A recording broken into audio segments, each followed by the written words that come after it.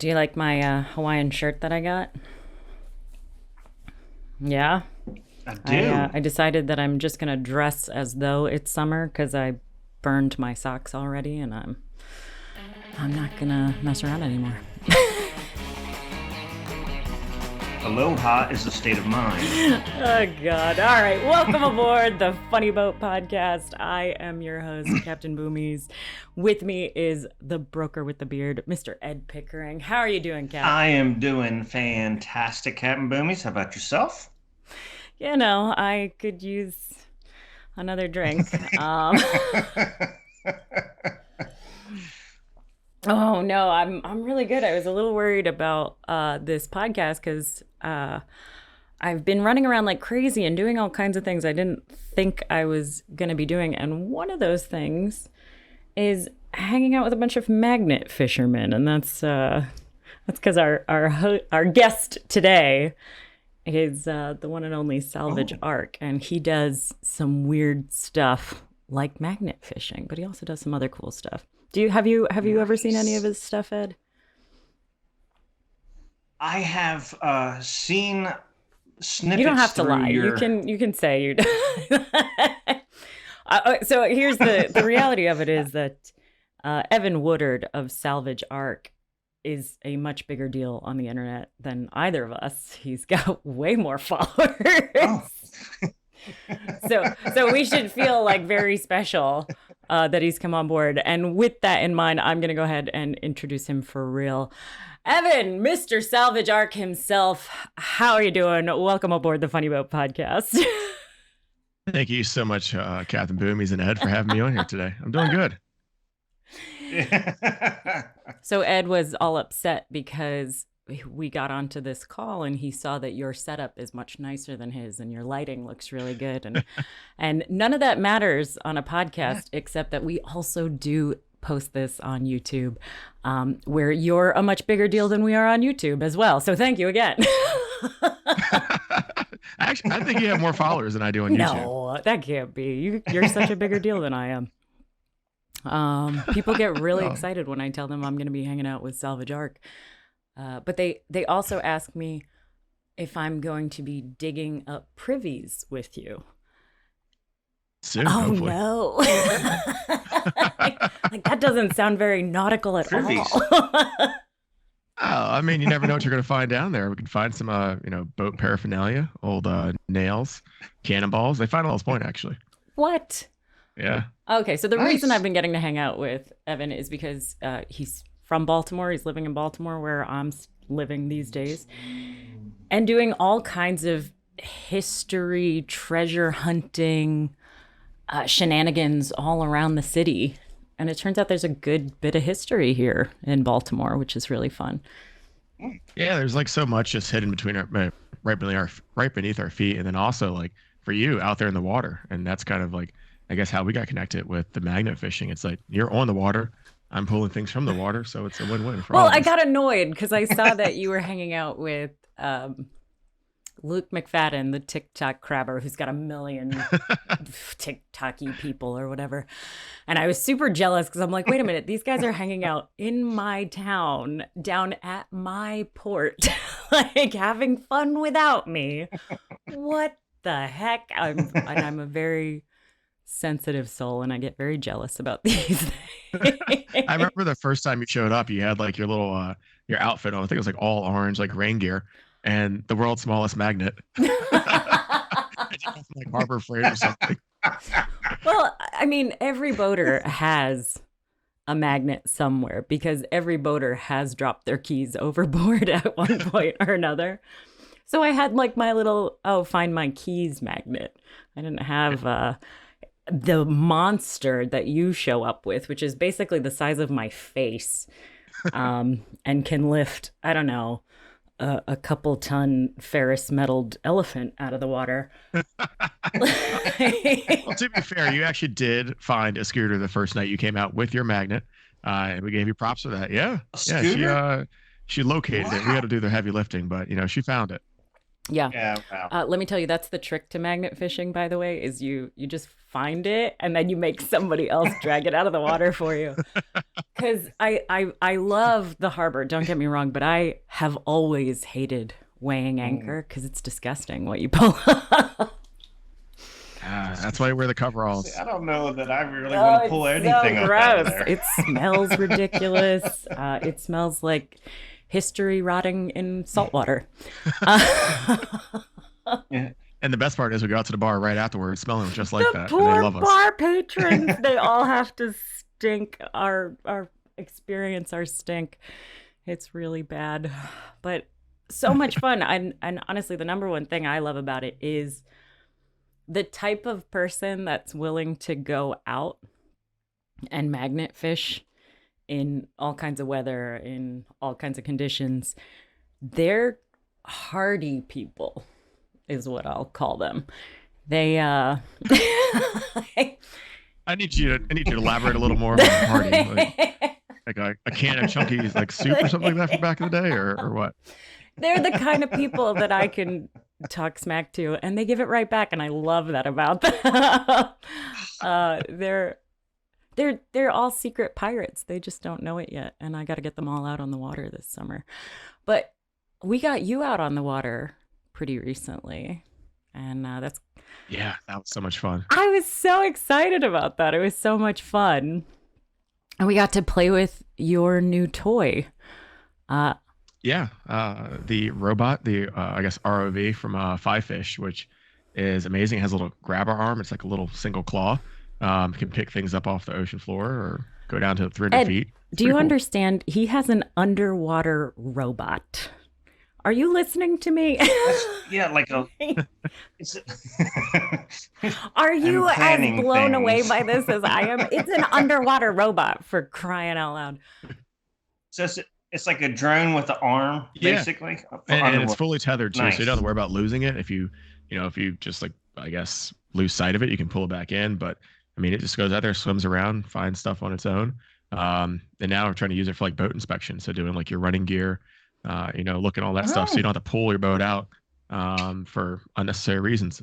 It's Very pretty cool. interesting. And I was most surprised by the water always looks not very it looks like it would have bad visibility. But once you drop that thing down there and turn the lights on, it's impressive how much he can actually see with that drone.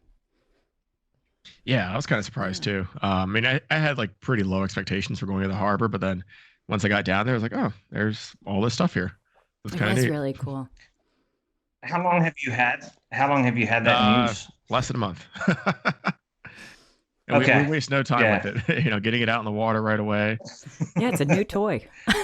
Yeah, I mentioned that because usually the wintertime, the water clarity is it seems to be a lot clearer anyway. You got less growth going on and that sort of stuff. So, but that's amazing. That's pretty neat. That's like James Cameron Titanic kind of stuff. I like that. Instead of finding Titanic, we're finding like, old crab pots or something. Same thing. It's totally. Oh man, I thought this thing was incredibly cool, and I brought him to help a friend of mine fish out a mooring that had broken off of its mooring, and so the chain was just down at the bottom somewhere. Mm-hmm. And unfortunately, we were jockeying around a little bit, and it was. We didn't have a good, clear idea of how this should go. So if I was going to do that again, I would probably say, let's set the anchor and you just sort of crawl around in a nice, orderly fashion. But it's not like a drone that you fly in the air, in that if I set a GPS coordinate for that, it's done. Like you're having to pilot the whole time, it seems like. And that's a tough thing to do. And it's totally different than like flying a drone, because I used to do that before. But with this, I mean, if I flip upside down, I'm just upside down and I won't know it until I see the sea floor above me. And I'm like, wait, what's going on here? And so up can be down, down can be up. It takes a lot to get used to. And also, like you said, like moving around on a boat while you're trying to pilot it doesn't really help with your orientation at all. So definitely need to be like set and then start going to work. Ironically enough, that sounds exactly how I fly my drone. Oh no. I see, this is why I usually pass that job off to experts that know way better than I do how to fly. I can pilot a boat all day. That's one dimension and I'm good at it. Like, Yeah, right. just here, right here. Uh I guess that's two dimensions. Oh, I'm just bad at this, aren't I? This is why I Well, it could be can't. 3 dimensions if you have a bad day. No. But so Well, I you have have questions. I questions. have lots Well, of questions. before I unleash you Do? on Evan, Evan, um, this is my friend, which confuses me because he's a boat broker. And boat brokers are this separate breed of strange in the boating industry that everybody has to deal with, but nobody really wants to. And I'm unusually mean to this, Nice. but he handles it so well. So just know that if you need to abuse him at all, I give you I give you my blessing. Roger that. You had questions. Yeah. I do have questions. So, what got you into, how did you transition into magnet fishing? Was it just something you saw and Yeah. wanted to do, or I mean, just like like, during the hey, wintertime, we kind of take privy digging takes goes a little bit slower. We're waiting for a lot of construction sites to open back up for springtime. So when they're not out there actively digging or doing work and clearing out new places, I just had a lot of free time. So I saw magnet fishing on Mhm. YouTube, and it's like, oh, I could do this. No one's doing it here in Baltimore, so let me go do it. And what just started out as like just having some friends out and having some fun turned into this huge like meetup event, and it just keeps growing every week. I mean, we're about 2 months in now, and I think we're averaging somewhere between like 30 and 40 people each meetup, and it's insane. Wow, nice. So, do you go out with any expectations? Like, I would really like, do you have like a list, like a bucket list of things to find? I would love to do this, this, and this. Or do you just kind of like, if I don't pick up a body out of Baltimore, that'd be great. It's a mix of the two. I mean, you really don't know what you're going to find down Yeah. there. So you really are just going out there and hooking onto something and just pulling up and seeing what you got. But I like to actually research the areas beforehand. So I look at old maps and kind of get a lay of the land, understand what was there before. So that way that increases the likelihood of me finding something old. And, gonna like when I found the old chip hook, that was because I looked at a map, said there was an old secondhand store located right here on this corner for shipping equipment back in 1800s. I bet they dropped something in here. Right. And, I'm out there fishing and fishing. We hit that spot multiple times over the course of a month. And then one day, I guess it just kind of came to the surface and I got lucky and pulled it up. Nice. So, I was a dock master at one point, and I've magnet fished for all sorts of tools, keys, that sort of stuff. But, um, like, what is? I had a small magnet. What size magnet do you have? What weight can you pull up? So the magnet I have is about, I don't know how to like really describe it. It's about that big. It weighs roughly like 6 pounds, and it has a pull strength of 3,500 pounds. So that doesn't mean that necessarily it's going to pull some 3,500 pounds up. That's Right. under ideal conditions. Ideal being like in a in a lab, complete flat piece of steel that's like 1 inch thick. Not Right. a like piece of a bike, because bikes and all that, like if it's rounded, the magnet will slide off of it. If there's a lot of debris on the item, or if it's still greased up, it's harder to pull up that way. But yeah, it'll grab onto stuff. I mean, last week they got what was it? A large like axle from probably like a mid to late 1800s push cart Wow, It was that's with cool. wheels. yeah. Yeah, it's pretty cool. Yeah, and you're right. Baltimore, it's one of the main shipping points for years and years and years ago. So Yeah. I mean, there's so much history there. And that's why I Baltimore's like staying in Fells Point too, because I mean we have so much there, and it hasn't been dredged out and cleaned out like the other parts of the inner harbor have, like for like the tall ships and the other celebration stuff that comes in for Fleet Week. So that stuff has probably been picked up, and the likelihood of me finding anything in those areas that's going to be older, pretty much lower than in Fells Point. Yeah, and the bars are much closer in Fells Point. 100%. Yeah. And So,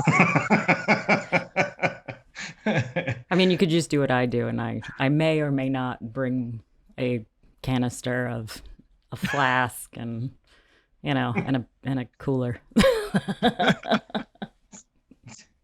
I don't know what language you're Yeah, speaking. no, I'm. It's all yeah, this is a Hawaiian family-friendly punch. event. Come on.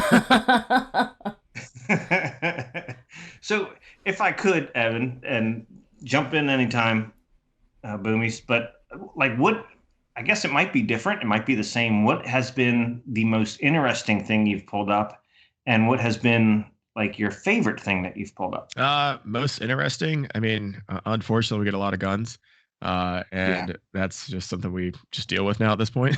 um, but honestly, I would say like the wagon wheel that we got last week was super neat because it was still greased up and spun like nothing. Like it had just come off the dock. Wow. It was insane. So I'm trying to figure out. I need to like degrease it just so I can clean it up properly, and then I'll probably grease it back up and see if I can get it rolling again. Nice. That's pretty cool. Any valuable stuff? Like, I mean, do you do resale or? No, I mean full- the scooters have value to them, but I don't want to lug that in the back of my car or deal with it. Mhm. The batteries themselves are probably worth a ton of money. I mean, excuse me, at this point we've probably pulled up, I'd say like well over 30 different scooters, and so if you look at all those battery packs, I mean that's a couple grand right there. But again, that means I got to put it in my car, put it somewhere, take Right. it, and do all that. I just don't have time. So, but as y'all know, like I mean, I think the laws here in Maryland are like salvage laws. If it's abandoned in the water, you can just go get it. So there you go. Yeah. Yeah, salvage laws are a Wow. weird thing when it comes to the water. There are a lot less abandoned boats in Baltimore than when I first got here. There was at least 3 abandoned boats, and I remember thinking, I know what the salvage laws are around here. I'm surprised that those were there for as long as they were. There must have been a point at which it would have been a good idea to go snag them. It's weird, just weird. Yeah. I heard over the weekend, I had a guy that's a clamor here in Baltimore, Maryland. He pulled up like a really old artifact, and it was like from like the 1600s, and the state of Maryland like came and took it from him because they're like, oh, it's our property. I'm like, but you didn't. I don't understand that. So I got to start looking into that a little more because he was telling me that anything comes out of the water is technically their property. I'm like, no. Threw out that eminent domain. I'm like, that's not yours. Did you go get it? Well, like I intend to at some point drag you down to the Shipwreck Museum down near Ocean City, which it has a great story about fighting with the state of Florida, actually, about salvage rights. And initially, the laws were not in favor of the state taking people's stuff, which is why that museum is so impressive. They have so many artifacts that are gotten fair and square. Finders keepers, which I love. But I think I realized that we might have glossed over what your initial treasure hunting endeavors were, which is because it's land based and therefore I'm less interested in it. But it's privy digging, and that sounds like going to the Renaissance Fair and digging through the porta potties. But that's not what it is, I found out. Because I watched somebody. No. It's not the old privy. Yeah, I'm not digging up old iPhones. Like, trust me. Don't want that. Baltimore used to have garbage pits, basically. Is that what I'm understanding? Yeah, for the most part. So like prior to World War One, we didn't have like public trash pickup. So you had this large hole in your backyard that you were already, basically taking a shit in. And what better place to throw your household trash than that hole that was supposed to be cleaned out every so often? A lot of times it wasn't. And when it wasn't, that's when we like to get into it and, get all those items out of it for documentation and study. Because you would throw everything in there. You would throw everything. Like, your old teacup, your old spectacles, your old, I don't know. Your teeth. Garters. Yeah. I mean, like anything that was basically, think about like your trash that you have in your house today. If you got rid of all the packaging and just had like nothing but like your glass, your plates, and other like useful items. And you just put that in a trash can. That's what you would find in there. So it's pretty interesting. A lot of whiskey bottles, beers, tons of beers. This is Baltimore. We like Yeah. drinking here. And guns. We got a couple of like actual like old antique guns from the 1860s, little boot pistols, which are pretty neat. And I mean, there's just so much stuff down there. Wow. That's really cool. Okay. Are you happy? Process with that. Sorry. I'm sorry. Are you happy that you've made a transition to doing more water stuff? Because, I mean, Baltimore is the place that our flag was still there and lots of naval stuff happened. I would say like it's not like a transition. It's just another thing I'm adding to the list here. Okay. I like to stay busy. And once privy season starts back up, probably about next month or so, once these new projects kick off, then I'll be going back to that. But I'll still do my Thursday night meetups. And I have more meetups coming too. There's a couple other large companies here in Baltimore that want to do like these meetup events around the city. So I'm like, let's do it. Nice. Yeah, you want more of those? He'll do more of those. Yeah. Yeah. Give me some of this. Plug it. I mean, that sounds like a way better team building activity than I don't know, trust falls. Right? Ugh.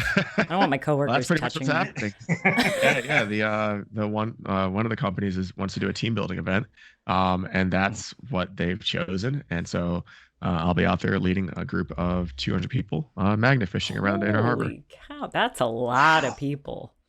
Yeah, Are it's you gonna be worried cool. about that? No, a couple other people from the magnet fishing event will be out there helping me too. So it'd be neat. Okay, that's very cool. Nice. So, was that an intentional direction you went, or did that just kind of fall into your lap? I mean, Absolutely. the by business accident. side of that really.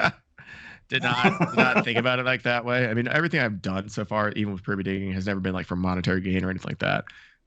Right. And then all of a sudden, I'm like, oh, okay, well, yeah, I will host these events. Like, you want this done, you want that done, then cool, we'll do it. And at the end of the day, for me, it's like we still get to clean up the water, or we're saving history. So one of the two things are happening, and I'm happy either way. Okay.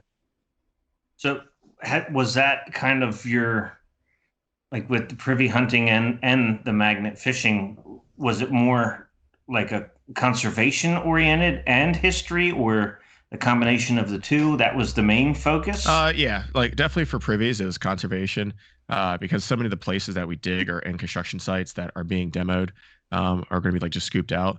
And so prior to the pandemic, when I got into this, I actually was a commercial real estate photographer. So I had a lot of connections with developers here in the city and around the state. And during the pandemic, they saw what I was doing, invited me out to some of their construction sites to play around, and then realized the benefit of having someone like me come out there, excavate the stuff, not hold them up from work or do anything like that, so that they can continue on, and yet we still save history at the same time. So it's a win-win for everyone. Nice. That's awesome. It is really awesome. But honestly, the best part is that Evan is actually just such a fun and lovely person to learn from, which is why I highly recommend you go check out his YouTube. I never thought I would enjoy watching somebody dig a hole. Wait till you see the magnet fishing videos. Oh no. Watching someone just throw a big piece of metal into the water, pull up, see what they pull up. That's it.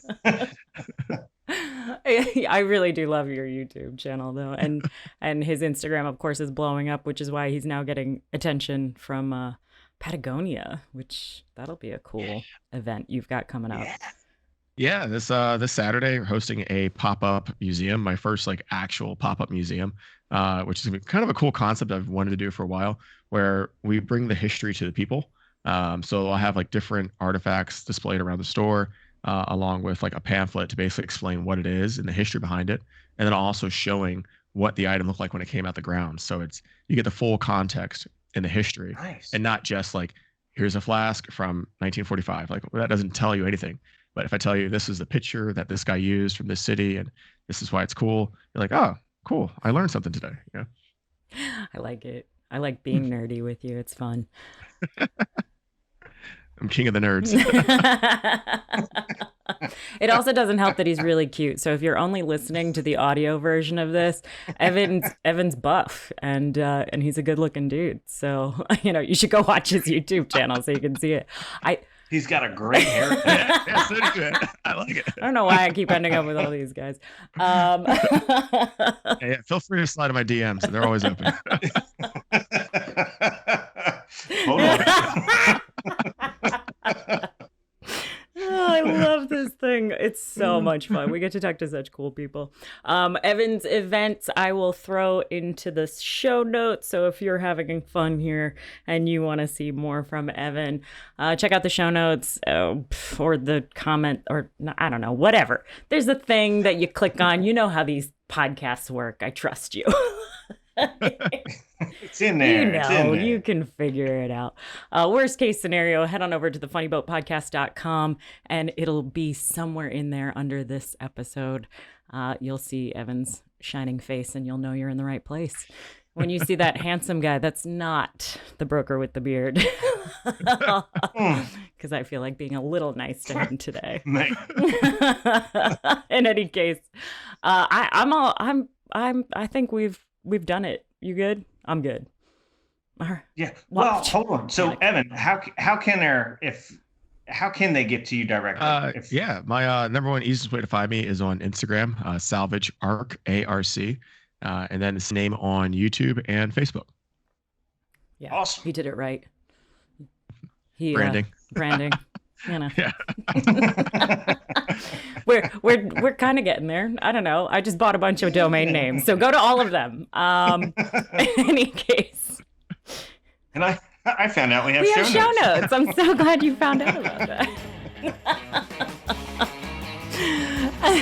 Anyway, this has been the Funny Boat Podcast. Bon voyage. Take care of See y'all later. Goons. Come magnet fishing. It's fun, Ed. Yeah, I'm telling you, I've done it. So, Evan, I would say that I'm guessing you do more than just magnet fishing. I'm assuming you have some sort of long-handled dip net or, just total magnet. I did just I have a net, and we could have used it last week to get that bottle out of the water, but I totally forgot it at the car. But I have like a long net to, if something is floating or I need to get it from the water real quickly, I can use the net to grab it. We also use grappling hooks for really big items. Those really help a lot. I'm familiar with that.